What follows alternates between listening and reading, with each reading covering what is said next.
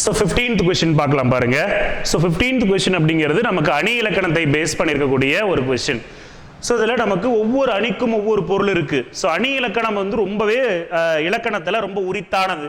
சரிங்களா? அணி இலக்கணத்தை மட்டுமே பேசக்கூடிய நூல்கள் நிறைய இருக்கு. மாரண அலங்காரம், குவளை ஆனந்தம், தண்டி அலங்காரம் போன்ற நூல்கள்லாம் அணி இலக்கணத்துக்குன்னே குறிப்பாக எழுதப்பட்ட நூல்கள் அதெல்லாம். சரிங்களா? இதெல்லாமே அணி இலக்கணத்துல நிறைய வகைகள் இருந்தாலுமே ஒவ்வொரு விளக்கத்திற்கும் ஒவ்வொரு அணிக்குமான விளக்கத்தை தெரிஞ்சுதான் ஸோ அது என்ன அணியை சேர்ந்தது நம்ம கண்டுபிடிக்க முடியும். செய்யுளுக்கு அழகு சேர்ப்பவை அணிகள். சரிங்களா? ஒரு செய்யுளை மெருகூட்டக்கூடியது. ஓகேங்களா?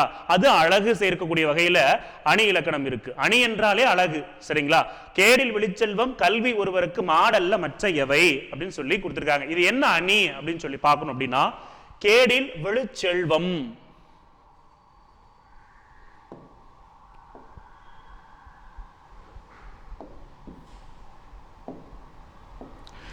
வெடுச்செல்வம், கல்வி ஒருவருக்கு மாடு. மாடு என்றாலும் இங்க செல்வம் தான்.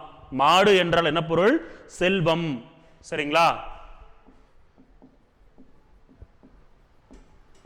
மற்றையவை. இப்போ பாருங்க, பின்வரு நிலையணி அப்படின்னா என்ன அப்படின்னா, வந்த சொல்லோ திரும்ப திரும்ப வருவது. அந்த செய்யுள் அடிகள்ல ஒரே சொல் திரும்ப வந்துச்சு அப்படின்னா அது சொல் பின்வரு நிலையணி. பின்வருன்னா ஃபாலோ பண்ணிட்டு ரிப்பீட் ஆயிட்டே இருக்கு அப்படின்னு சொல்லி சொல்றோம். இப்போ பொருள் வந்த பொருளே திரும்ப திரும்ப வந்துட்டு இருக்கு. சோ அது பொருள் பின்வரு நிலையணி. வந்த சொல்லும் ஒண்ணுதான், வந்த பொருளும் ஒண்ணுதான்னா சொற்பொருள் பின்வரு நிலையணி நம்ம சொல்றோம். சரிங்களா? இதுதான் வந்து பின்வரு நிலையணிக்கான டிஃபரன்ஸ். இப்போ வெளிச்செல்வம், செல்வம் என்பதும் மாடு என்பதும் ஒரே பொருளை உணர்த்தக்கூடிய வகையில் இருந்ததுனால அது பொருள் பின்வரு நிலையணி. துப்பார்க்கு துப்பாய, துப்பாக்கி துப்பார்க்கு துப்பாய தூமழை அப்படின்னு நம்ம சொல்றோம். அப்போ துப்பு என்ற சொல்லு வெவ்வேறு இடத்துல வருது. வந்தாலுமே துப்பு என்பதற்கு வெவ்வேறு பொருள் இருக்கு. அப்போ துப்பு என்ற சொல் மட்டும்தான் ஒரே போல வருது, பொருள் வேறுபடுகிறது இடத்திற்கு இடத்தை ஏற்ற போல. அப்போ அதை நம்ம என்ன சொல்லுவோம்னா சொல் பின்வரு நிலையணி அப்படின்னு நம்ம சொல்லுவோம். எப்பொருள் யார் யார் வாய் கேட்பினும் அப்பொருள் மெய்ப்பொருள் காண்பது அறிவு. அப்போ இங்க விளக்கு என்பது எல்லா இடத்திலையும் எல்லா விளக்கும் விளக்கல்ல, சான்றோருக்கு பொய்யா விளக்கே விளக்கு. எப்பொருள் யார் யார் வாய் கேட்பினும் அப்பொருள் மெய்ப்பொருள் காண்பது அறிவு. ஸோ இதுல ரெண்டுக்குமே வந்து என்ன பொருள், என்ன அணி அப்படின்னா சொற்பொருள் பின்வரு நிலையணி. அங்க வந்த பொருளுங்கிறது ஒரே பொருளையும், இங்க விளக்கு என்பதும் ஒரே பொருளையும் தான் தருது. எல்லா விளக்கும் விளக்கல்ல, சான்றோருக்கு பொய்யா விளக்கே விளக்கு.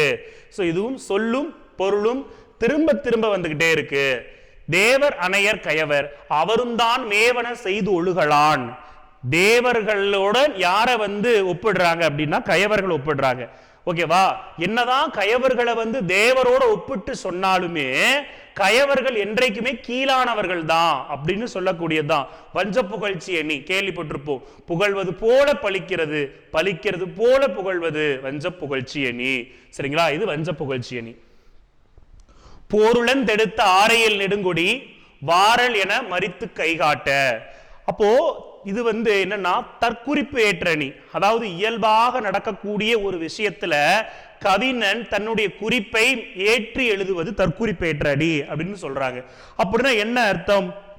இயல்பாக நடக்கக்கூடிய ஒன்று. எப்படி? போர்லந்தெடுத்த ஆரையில் நெடுங்குடி. அதாவது கண்ணனும், அதாவது கோவலனும் கண்ணகியும் மதுரைக்கு வாணிகம் செய்யும் பொருட்டு போறாங்க. சரி, இப்பதான் இவ்வளவு நாள் இப்படி ஆயிடுச்சு, நம்மளுடைய செல்வம் எல்லாம் இழந்தாயிற்று, இனிமேட்டாலும் நம்ம நல்லா பிழைக்க வேண்டும், நம்மளுடைய செல்வத்தை எல்லாம் மீட்டெடுக்க வேண்டும் என்ற ஒரு ஆர்வத்துல தன்னுடைய கால் சிலம்புகளை எடுத்துக்கொண்டு கண்ணகியும் கோவலனும் என்ன பண்றாங்க அப்படின்னா மதுரைக்கு செல்லும் போது பாண்டியனுடைய கொடி இருக்கு இல்லையா, அந்த கொடி வந்து இயல்பாக காற்றில் அசைவதுங்கிறது ஒரு இயல்பான விஷயம். அவரு கவிஞர் என்ன சொல்றாரு தெரியுமா? நீங்கள் உள்ளே வராதீர்கள், மதுரைக்கு வராதீர்கள், அப்படி வந்தீர்கள் என்றால் கோவலன் கொலை உண்டப்படுவான் அப்படின்னு நீங்கள் வரக்கூடாது என்று கையை மறித்து காட்டுவது போல அந்த கொடியானது அசைந்து கொண்டிருந்தது அப்படின்னு சொல்லக்கூடியதுதான் இந்த வரி விளக்கம். அப்ப தற்குறிப்பேற்றணி, தன்னுடைய குறிப்பு ஏற்றி சொல்லியிருக்காரு. சேந்தன வேந்தன் திருநெடுங்கண் வேந்தர் ஏந்து தடக்கோள் குருதி பாய்ந்தன. அதாவது சொல்றாங்க பாரு, ஒரு போர்ல வேந்தனுடைய கண்ணு சிவந்துடுச்சு. சேந்தன என்றால் சிவந்தன. வேந்தர் ஏந்து தடந்தோள், பகைவருடைய தடம் அந்த வலிய தோள்களுமே சிவந்துருச்சு. அந்த போர்க்களத்தில் ஓடிய குருதிகளும் சிவந்தது. அப்போ வேந்தன் கண் சிவந்தன, வேந்தர் ஏந்து தடந்தோள் சிவந்தன, குருதி பூணல் சிவந்தன, இப்படி சிவந்தன சிவந்தன எல்லாமே சிவந்திருக்கு. அப்போ என்ன பண்ணலாம், நம்ம மேத்ஸ்ல என்ன பண்ணுவோம், நம்ம ஒரு ஃபார்முலா ஒரே காமனா இருந்துச்சு என்ன பண்ணுவோம், அதை எடுத்து ஒன்னா வச்சிருவோம். நம்ம இப்போ 2x + 4y + 6y, 2x + 4y + 8z இருக்குன்னு வைங்களேன். இதுல காமனாக என்ன பண்ணுவோம், நம்ம எடுத்துருவோம் வெளியில. ஸோ 2 காமனா எடுத்துடலாம். அப்ப x + 2 + 4 இப்படி எழுதுறோம் இல்லையா.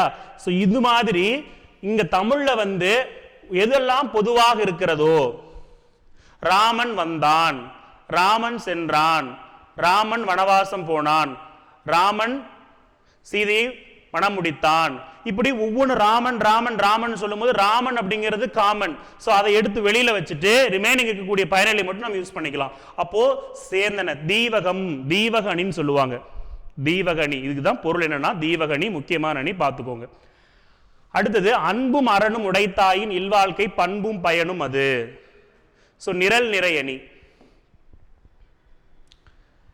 இப்போ அன்பு அரண் இருந்துச்சுன்னா அந்த வாழ்க்கை பண்போடையும் பயனோடையும் இருக்கும். ஸோ முறையே அப்படிங்கிற பொருள் இங்கிலீஷ்ல நம்ம ரெஸ்பெக்டிவ்லின்னு சொல்றோம் இல்லையா. பாரதியார் மற்றும் பாரதிதாசன் முறையே தராசு மற்றும் மணிமேகலை வெண்பா நூலை ஏற்றினார் எப்படி நம்ம சொல்றோம். அப்போ முதல்ல இருக்கக்கூடிய பாரதியாருக்கு அந்த நூல் முதல்ல இருக்கக்கூடிய நூலும், இரண்டாவது யார் சொன்னோம்னா அதுக்கு. அப்ப அன்பு இருந்தால் பண்பு இருக்கும், அரண் இருந்தால் பயன் இருக்கும். அப்போ அது முறைப்படி வரிசையாக சொல்றதுனால அது நிரல் நிறை அணின்னு நம்ம சொல்றோம். மெய்யிற் பொடியும் விரித்த கருங்குழலும் கையில் தனிச்சிலம்பும். பாருங்க, தன்மை அப்படின்னா இருக்கிறத உள்ளவாறு சொல்றது. சரிங்களா. அப்போ கண்ணகி எப்படி வந்தாலாமா, மெய்யில் பொடி விரித்த கருங்குழலு கையில் தனிச்சிலம்போடு இயல்பான ஒரு விஷயத்தை அப்படியே சொல்றதுனால தன்மை அணி. இதுவே நம்ம வந்து உயர்வா சொல்றோம், இருக்கிறத உயர்வா சொன்னோம்னா உயர்வு நவிர்ச்சி அணி அப்படின்னு நம்ம சொல்லுவோம். சரிங்களா. அன்பகத்து இல்லா உயிர் வாழ்க்கை வன்பார்க்கன் வற்றல் மரம் தளிர்த்தற்று. இங்க அற்று அப்படிங்கக்கூடிய வார்த்தை வந்திருக்கு. அற்று இந்த உவம உருவுகள் வெளிப்படையாக வருமாயின் அது உவமை அணின்னு சொல்லுவோம். போல புறைய ஒப்ப உரல மான கடுப்ப நேர நிகர அன்ன இன்ன அற்று மற்று தற்று போன்ற உவம உருவுகள் வெளிப்படையா வந்துச்சுன்னா அது உவமை அணின்னும். அந்த உவம உருவுகள் மறைந்து வந்துச்சு அப்படின்னா அதை நம்ம என்ன சொல்றோம்னா எடுத்துக்காட்டு உவமை அணின்னு நம்ம சொல்றோம். சரிங்களா. இங்க என்னன்னா தற்று அப்படிங்கிறது வெளிப்படையா வந்திருக்கு, அப்போ உவமை அணி தான். ஆனா அங்க இல்பொருள் உவமை அணின்னு கொடுத்துருக்காங்களே ஏன் அப்படின்னு சொல்லி பார்க்கும்போது வற்றல் மரம் தளிர்க்குமான்னு கேட்டா தளிர்க்காது. அப்ப இல்லாத ஒரு பொருளை உவமைப்படுத்தி இருக்கிறாரு வள்ளுவர். ஓகேங்களா. அது இல்பொருள் உவமை அணி. சரிங்களா. ஓகே. இது போல நமக்கு உவமை அணி, உருவக அணி, பிரிது மொழிதல் அணி. கடலோடா கால்வல் நெடுந்தேர் கடலோடும் நாவாயும் ஓடா நிலத்து. சரிங்களா. அதாவது நாம் என்ன கருத்து சொல்ல வரமோ அந்த உவமை மட்டும் சொல்லி மற்ற விஷயத்தை நம்மளுடைய ஓமையால விளக்கு சொன்னோம்னா அது பிரிது மொழி அணிதல் அப்படின்னு சொல்லுவோம். பீலிபை சாக்காடும் அச்சிரும் ஒப்பண்டம் சால மிகுத்து பையன். ரொம்ப ரொம்ப மைன்யூட்டா இருக்கக்கூடிய மயில் தோகைதா என்று சொன்னாலுமே அளவுக்கு மீறி வண்டியில ஏத்துறோம்னா அச்சாணி முறிந்து விடும். ஓகேங்களா. சரி. அப்போ நம்ம கிட்ட வந்து ஒருத்தர் கேட்கிறாரு, என்னப்பா படிக்கிற, ரொம்ப ஸ்ட்ரெஸ் அவுட் பண்ணி படிச்சுட்டே இருக்கியே, எப்ப பாரு படிச்சுட்டே இருக்கியே, ஸோ ஹெல்த் ரொம்ப பார்த்துக்கோ, அப்பதான் வந்து நல்லா படிக்க முடியும், ஹெல்த் நல்லா இருந்தா தான் எக்ஸாம் எழுத முடியும், எக்ஸாம் நல்லா இருக்க முடியும் அப்படிங்கிறத அவர் சொல்லாம சுவர் இருந்தாதான் சித்திரம் வரைய முடியும் இப்படி சொல்றாங்க. அப்ப என்ன அர்த்தம், உடல்நிலை நல்லா இருந்தாதான் படிக்க முடியும், எக்ஸாம்ல நல்லா பெர்ஃபார்ம் பண்ண முடியும். ஸோ இது இப்படி புரிஞ்சுக்கணும். என்னால படிக்காம ஒருத்தர் உட்காந்துட்டே இருக்கிறாங்க, அப்ப என்ன சொல்லுவாங்க தெரியுமா, தேங்காய் வேணும்னா தென்னை மரம் ஏறித்தான் ஆகணும் குமாரு அப்படின்னு சொல்லுவாங்க. நமக்கு வேலை வேணும்னா உட்காந்து படிச்சுதான் ஆகணும், ஸோ படிக்காம அங்கே வேலை யாரும் தரமாட்டாங்க அப்படின்னு நம்ம சொல்றோம் இல்லைங்களா. ஸோ இது போல நம்ம பயன்படுத்தக்கூடிய ஒவ்வொரு அன்றாட வாழ்க்கையில் பயன்படுத்தக்கூடிய ஒவ்வொன்றும் பிரிதுமொழி அணியாகத்தான் இருக்கிறது. சரிங்களா. ஸோ இதெல்லாம் பார்த்து வச்சுக்கோங்க. ஓகேங்களா. இதில் தவறு அப்படிங்கிறது ஸோ எதுவும் கிடையாது.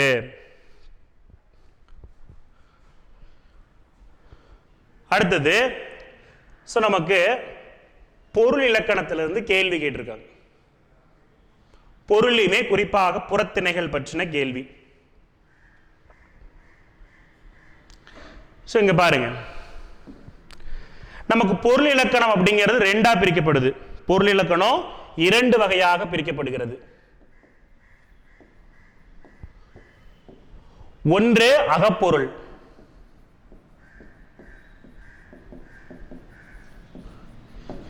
இன்னொன்று புறப்பொருள்.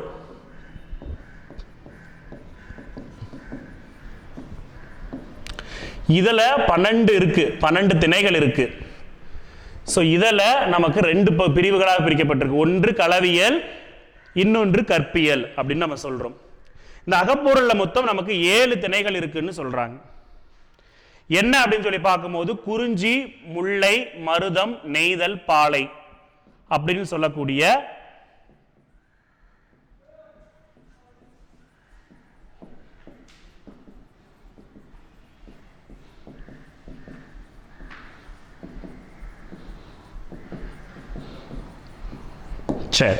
குறிஞ்சி, முல்லை, மருதம், நெய்தல், பாலை, கைக்கிளை, பெருந்திணை.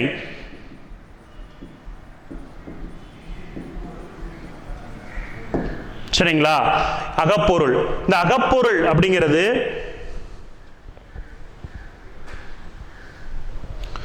குறிப்பாக நாற்கவிராச நம்பி அப்படிங்கிறவரு இதை பற்றி ஒரு அகப்பொருள் இலக்கணமே எழுதியிருக்கிறாரு. யார் அப்படின்னா, அவரு அந்த புக்கு பேரு நம்பி அகப்பொருள். என்ன புக்கு? நம்பி அகப்பொருள்.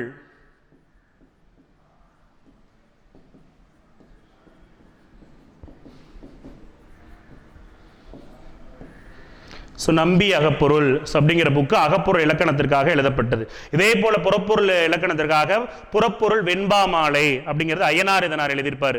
இது நாற்கவிராச நம்பி அப்படிங்கிறவருடைய புத்தகம். சரிங்களா? இந்த அகப்பொருள்ல நமக்கு முக்கியமா நிலம், பொழுது ரொம்ப முக்கியமா தெரிஞ்சுக்கணும். அகப்பொருள் என்ன? நிலமும் பொழுதும். நிலம்னா என்னன்னா குறிஞ்சி நிலம், மருத நிலம், நெய்தல் நிலம், பாலை நிலம், முல்லை நிலம் போன்றும். பொழுதுனா நம்ம ரெண்டா பிரிக்கிறோம். சிறு பொழுது, பெரும் பொழுது.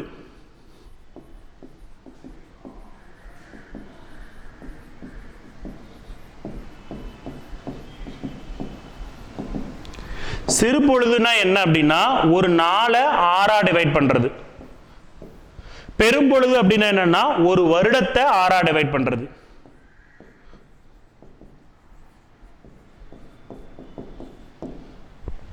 அப்போ நமக்கு ஒரு வருடத்தில் இருக்கக்கூடிய மாதங்கள் 12.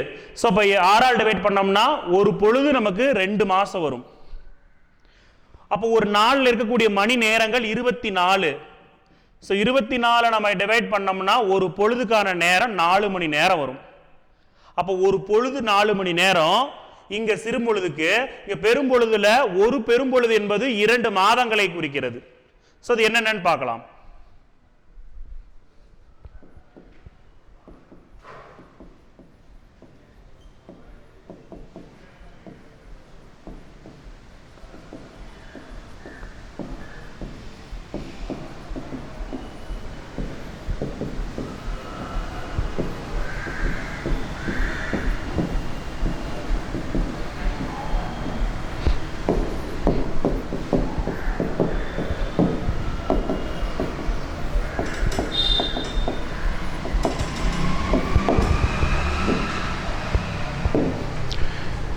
காலை. முதல்ல காலை தான், இது ஆர்டர் ஞாபகம் வச்சுக்கணும். காலையில் 6 மணியிலிருந்து 10 மணி வரை காலைன்னு நம்ம சொல்றோம். இப்போ 10 மணியிலிருந்து 2 மணி வரை அதை நண்பகல்னு சொல்றோம். 2 மணியிலிருந்து 6 மணி வரை அதை ஏற்பாடுன்னு சொல்றோம். 6 மணியிலிருந்து நைட்டு 10 மணி வரை அதை மாலைங்கிறோம். நைட்டு 10 மணியிலிருந்து விடியற் காத்தால 2 மணி வரை அதை யாமம்னு சொல்றோம். 2 மணியிலிருந்து திரும்ப காலையில 6 மணி வரை அதை நம்ம வைகரைன்னு சொல்றோம். சரிங்களா? இதுதான் சிறு பொழுதுகள். பாருங்க 4 மணி நேரம் வந்திருக்கும். மொத்த இருக்கக்கூடிய 24 மணி நேரத்தை நம்ம 6ஆ பிரிச்சிருக்கிறோம். ஸோ இது எப்படி நம்ம ஈஸியாக ஞாபகம் வச்சுக்கணும், அது ஆர்டர் ரொம்ப முக்கியம். ஸோ இந்த டைமிங் அப்படிங்கிறது ரொம்ப முக்கியம். காலையில்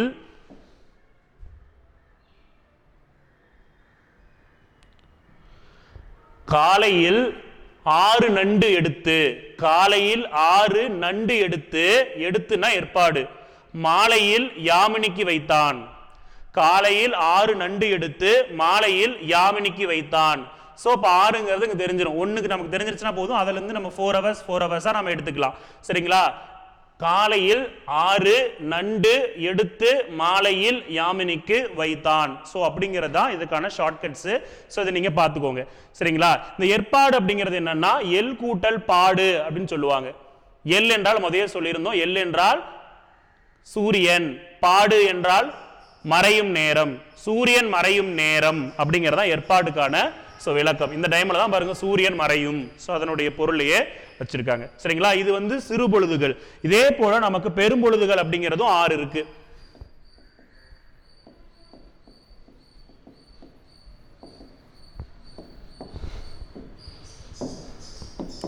ஃபர்ஸ்ட் கார்காலம்.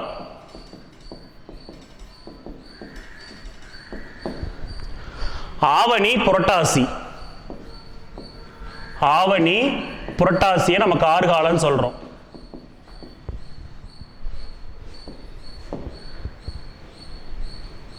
அடுத்தது குளிர்காலம்.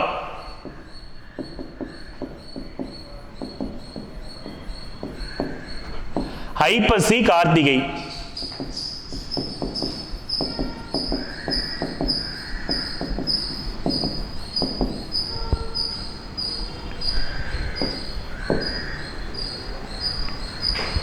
முன்படி காலம்.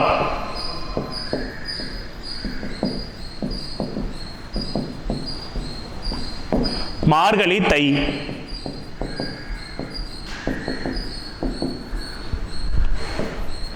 அடுத்தது பின்பணி காலம்.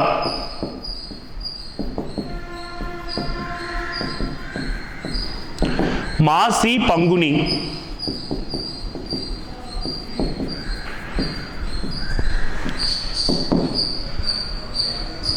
அடுத்தது இளவேனில்.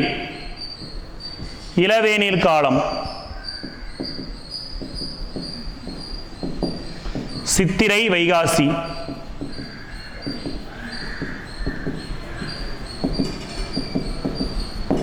அடுத்தது முதுவேனில் காலம்.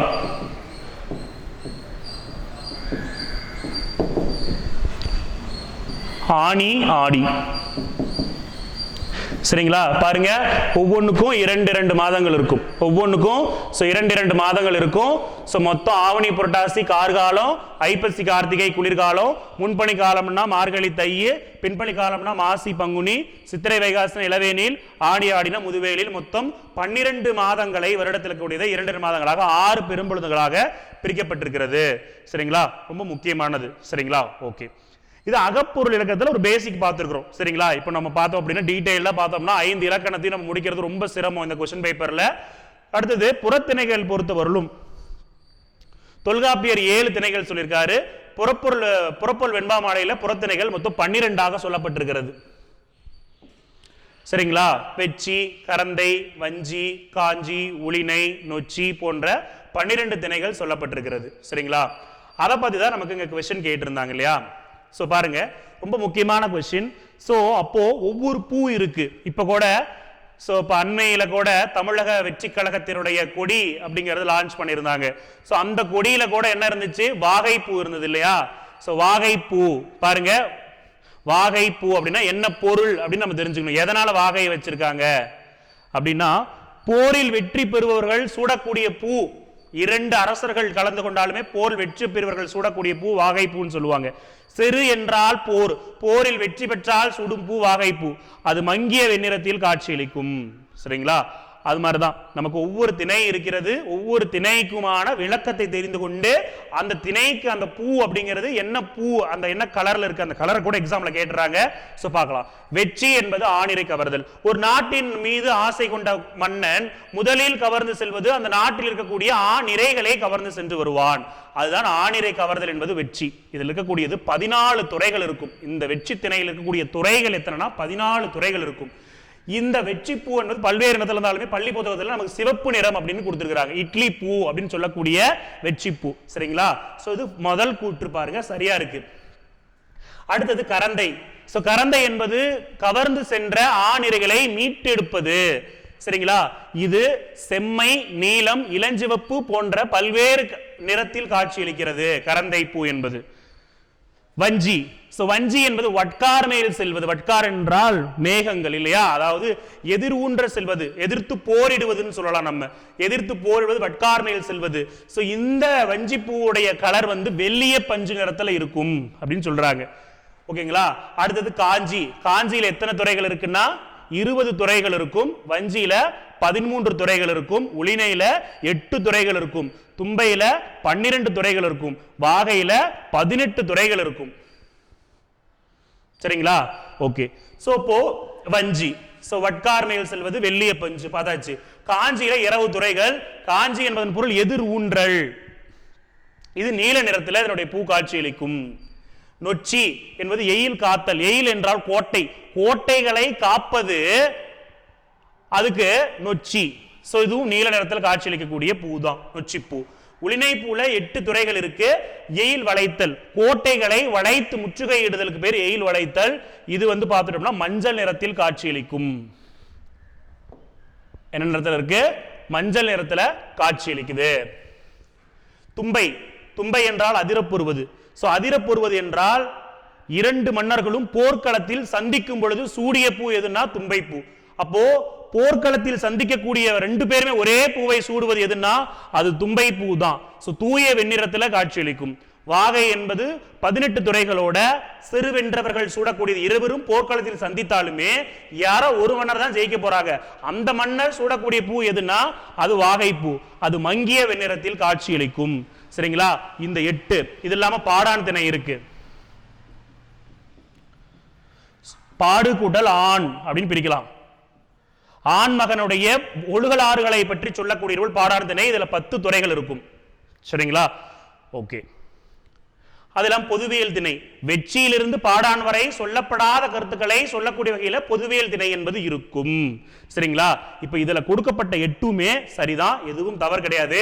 நல்ல ஒரு டைம் அதனுடைய கலரு, அதற்கான திணைகளுக்கான விளக்கம் மற்றும் அதற்கான இருக்கக்கூடிய இதனுடைய துறைகளுடைய எண்ணிக்கையும் நல்லா பார்த்துட்டு போங்க.